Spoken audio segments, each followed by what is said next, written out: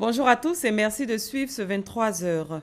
300 millions de francs CFA, c'est le coût des milliers d'ouvrages offerts par la France aux bibliothèques des universités et grandes écoles publiques de Côte d'Ivoire.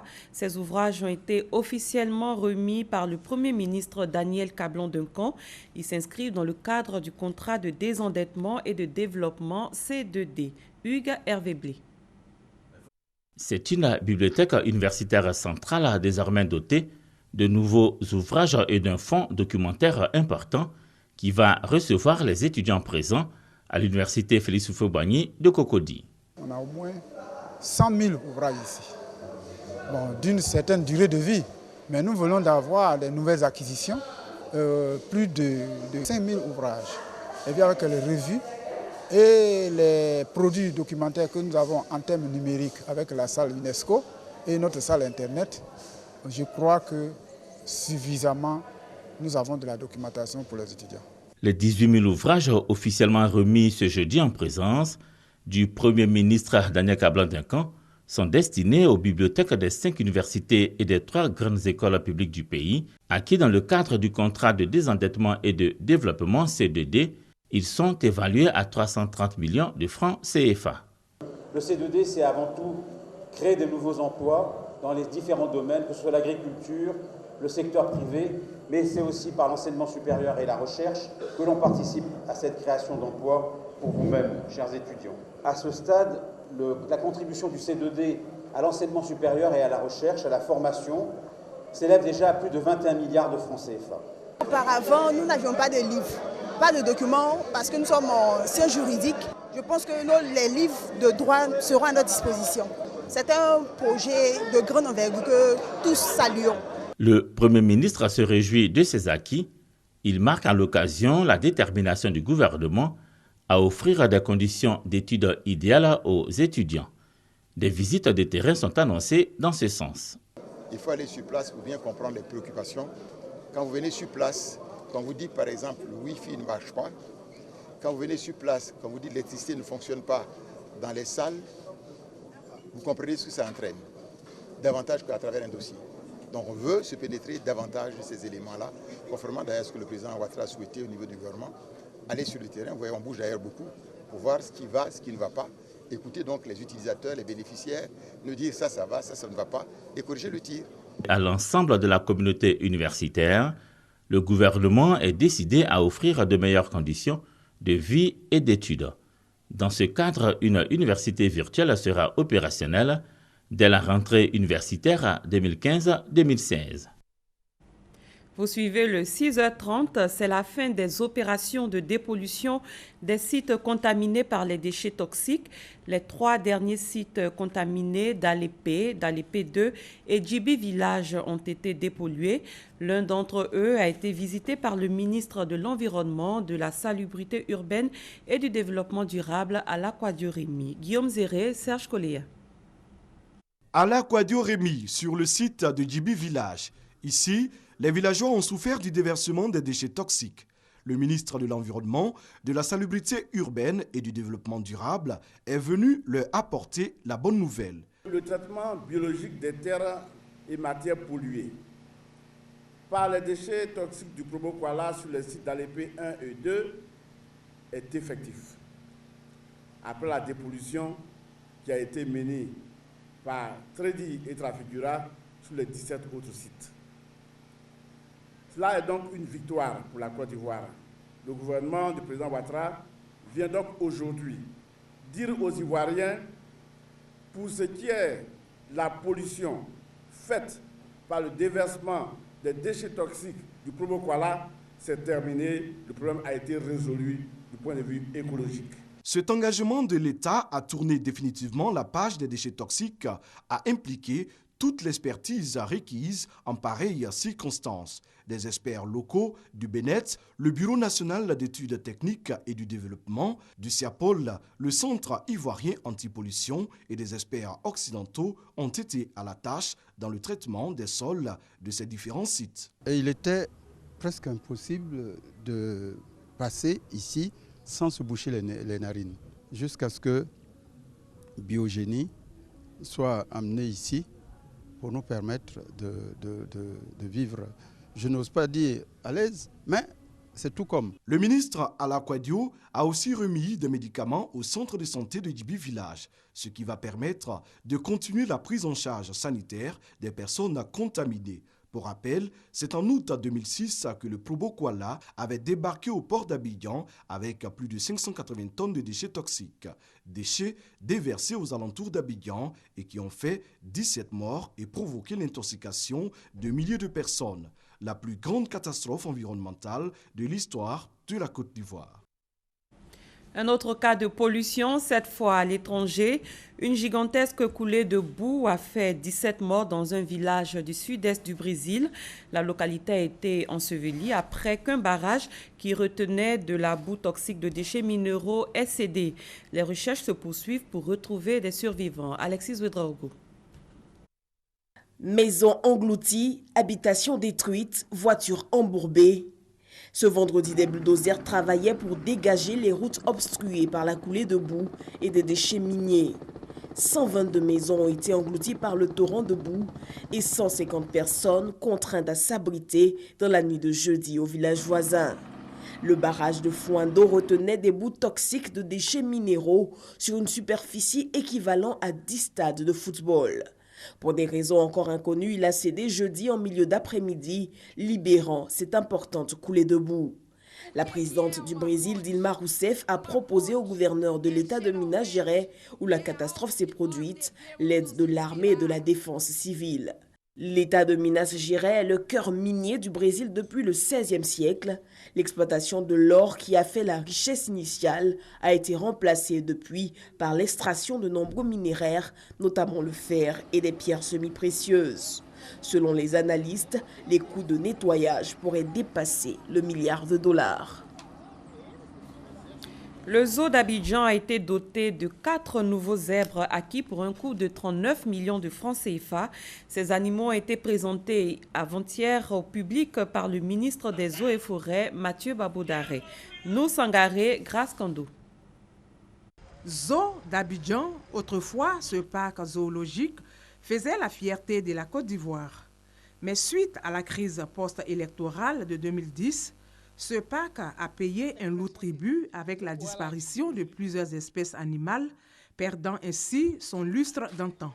Mais depuis 3 ans, le zoo national d'Abidjan renaît peu à peu de ses cendres avec sa réhabilitation par l'État ivoirien. Il y a les animaux qu'on ne voyait pas avant. Avec les enfants qu'on vient, on est là, on tourne, bon, il n'y a presque rien. Mais maintenant, on est satisfait. Parce qu'il y a un peu de tout maintenant. Dans sa politique de repeuplement de ce parc zoologique, l'État ivoirien vient de doter le zoo national d'Abidjan de 4 nouveaux zèbres. Coût total des zèbres, 39 millions de francs CFA. Il y en a 4, un mâle et 3 femelles. Ce sont des animaux de moins de 2 ans qui vont atteindre peut-être la maturité sexuelle l'année prochaine. Ils ont été achetés en Afrique du Sud. Pensons que petit à petit, d'ici l'émergence, on aura un zoo qui sera à la hauteur de cette vision du chef de l'État. C'est un événement exceptionnel pour le zoo, même pour Abidjan, parce que c'est la première fois que nous avons cette espèce animale dans le zoo. C'est ma propre joie, mais je suis content pour nos enfants. Plusieurs personnalités ont pris part à cette cérémonie de remise, dont le ministre du Pétrole et de l'Énergie, Adama Toungara. Le zoo d'Abidjan existe depuis 1973. Il compte en son sein 270 animaux de 40 espèces animales. Un mot de culture, l'Abissa 2015 bat son plein à Grand Bassam. La 4e journée de ce rendez-vous festif du royaume Onzima Kotoko a été consacrée aux femmes. Herman Yami. La femme a l'honneur au 4e jour de la Bissa. Chez le peuple Nzima, elle est considérée comme la mémoire de la famille parce que c'est elle qui enfante, c'est encore elle qui s'occupe des enfants et du ménage. Et dans le foyer, elle est considérée comme le premier conseiller de son époux. Pour cette journée dédiée aux femmes, elles ont eu pour marraine Clarisse Duncan, l'épouse du premier ministre ivoirien Daniel Kablan Duncan, lui-même fils de Grand Bassam. Reçue d'abord avec tous les honneurs au palais royal en présence de la reine-mère, la marraine de la cérémonie a fait son entrée sur la place de la Bissa aux environs de 16 heures. Clarisse Duncan a pu assister à la critique sociale exécutée par les chansonniers d'Azureti et autour de danse des familles Douafou et leurs alliés, les Ezoïlés. Après avoir suivi ces rituels avec beaucoup d'intérêt, la marraine de la journée a elle aussi participé aux prestations de danse.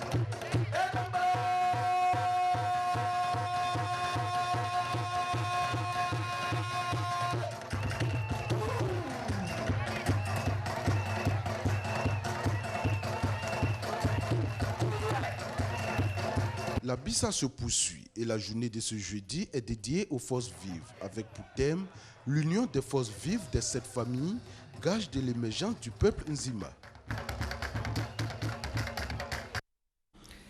Le rideau est tombé sur le Discop Africa 2015. Ce marché annuel permet d'acquérir ou de vendre des programmes et d'être au fait des dernières tendances en matière de contenu audiovisuel. Christelle Menant est notre envoyée spéciale à Johannesburg, en Afrique du Sud. 3 jours d'échanges, de rencontres d'affaires qui détermineront les couleurs du paysage audiovisuel africain ces prochains mois. Du 4 au 6 novembre 2015, à Discop Africa, distributeurs et chaînes de télé ont vendu ou acheté du contenu quand certains producteurs indépendants trouvaient des financements pour leurs projets. À ce Discop Africa de Johannesburg, la dizaine de professionnels issus de l'industrie audiovisuelle ivoirienne a trouvé son compte. Progressivement, notre présence est en train de se marquer ici au Discop. Donc éventuellement, nous sommes beaucoup sollicités. En même temps, nous arrivons à conclure des choses plus intéressantes que les premières années. Les téléspectateurs ivoiriens verront des contenus de programmes plus ambitieux, plus novateurs. Et c'est un peu cela notre cheval de bataille et nous pensons avoir fait de bonnes affaires au Discop. Notre participation devient de plus en plus évidente puisque nous avons lancé un dispositif depuis 2014. Donc nous sommes plutôt attendus finalement maintenant à ce type de marché. Nous avons rencontré un certain nombre d'interlocuteurs qui sont intéressés par nos contenus. Étant donné que notre catalogue s'est étoffé, on est passé de 300 heures à presque 1000 heures cette année avec 28 titres de fiction ivoirienne que nous avons présentés et qui ont été bien accueillis par les participants. Donc nous espérons pouvoir conclure des deals très rapidement au retour à Abidjan. Moi, ce que je retiens de positif, c'est que je vois que notre pays commence à se positionner à l'international. On a un beau stand, on est bien placé. Il y a eu pas mal de visites au stand de RTI. Plus on est exposé, plus on est vu. Plus il y aura des retombées financières qui seront redistribuées aux travailleurs que nous sommes du cinéma. Pour les organisateurs, le succès de ce Discop Johannesburg 2015, après celui d'Abidjan en juin dernier, confirme l'opportunité de l'édition ivoirienne. La particularité de cette édition, c'est le fait qu'elle elle s'inscrit dans notre volonté d'avoir aujourd'hui 2 grands marchés par an. Un qui se déroule donc en Côte d'Ivoire, l'autre en Afrique du Sud. Nos participants nous ont suivis. La particularité de cette édition, c'est d'accueillir une participation beaucoup plus importante en provenance d'Afrique francophone. Le groupe de la RTI est présent à ce salon africain de l'audiovisuel à travers RTI Distribution. Il propose aux acheteurs internationaux plus d'une vingtaine de fictions ivoiriennes. Nous restons avec Christelle Menon. Pour cette 11e édition de Discop Africa à Johannesburg, environ 2000 professionnels de contenu audiovisuel venus des 4 coins du monde participent au marché. La Côte d'Ivoire y est présente à travers la RTI et des producteurs indépendants à la recherche d'opportunités. RTI Distribution étoffe son offre et propose 28 productions ivoiriennes aux chaînes de télévision et autres plateformes de diffusion en ligne venues acheter du contenu. Une offre de fiction ivoirienne qui monte en puissance quantitativement et qualitativement. Jeune qui est capable d'identifier le chef de la banque qui a planifié l'attaque. Quoi? Merde! C'est passé de la petite comédie rigolote à aujourd'hui des vraies séries qui sont des polars par exemple. Et je trouve que la qualité technique aussi a suivi. Donc normalement ce sont des productions qui se tiennent, qui peuvent vraiment jouer leur partition sur le plateau international. Je pense qu'elles sont de bonne qualité et qu'elles peuvent avoir un écho favorable auprès du public nigérian. Les Nigérians peuvent adhérer aux histoires qui y sont racontées. Et c'est précisément les contenus que nous recherchons. Originalité des thèmes, créativité et surtout professionnalisation. Le talent ivoirien bénéficie d'une politique d'accompagnement du premier média public, la RTI. Depuis la détection de projets porteurs jusqu'à la distribution en passant par la coproduction. Un business model présenté par le directeur général du groupe lors d'une session du Discope. Depuis 2 ans, je dirais, donc maintenant, nous avons décidé d'investir un peu plus d'argent et donc de prendre un peu plus de risques. Nous apportons notre pierre au rayonnement de l'industrie audiovisuelle ivoirienne qui, je pense, devrait surprendre l'Afrique et le monde demain parce que nous pensons qu'il y a vraiment beaucoup de talents que nous voulons aider à révéler. Une politique d'accompagnement indispensable pour espérer tirer profit d'une industrie audiovisuelle et cinématographique évaluée en Afrique à plus de 500 millions de francs CFA. Un chiffre d'affaires qui devrait tripler d'ici 2020. Un boom africain qui s'illustre déjà par un nombre sans cesse croissant de participants au Discope Africa. Ils sont producteurs, distributeurs ou parties prenantes de chaînes de télévision, tous acteurs clés du développement de l'industrie audiovisuelle multiplateforme et multi-écran en Afrique. Ils sont à Johannesburg depuis le 4 novembre et ce, jusqu'au 6 novembre 2015. À l'étranger, au Burundi, la tension est encore montée d'un cran dans la capitale Bujumbura, alors que l'ultimatum lancé par le président Pierre Nkurunziza expire aujourd'hui. Le corps de l'un des fils du célèbre défenseur des droits humains, Pierre Claver Mbonempa, a été retrouvé sans vie ce vendredi quelques heures après son arrestation, au dire de son père. Le président congolais Denis Sassou Nguesso a promulgué hier la nouvelle constitution du pays issue du référendum du 25 octobre. L'opposition dénonce une précipitation et réclame toujours des négociations avec le pouvoir. C'est la fin de ce 6h30. Merci de l'avoir suivi. L'information continue sur www.rti.ci. Très bon début de journée à tous et à toutes.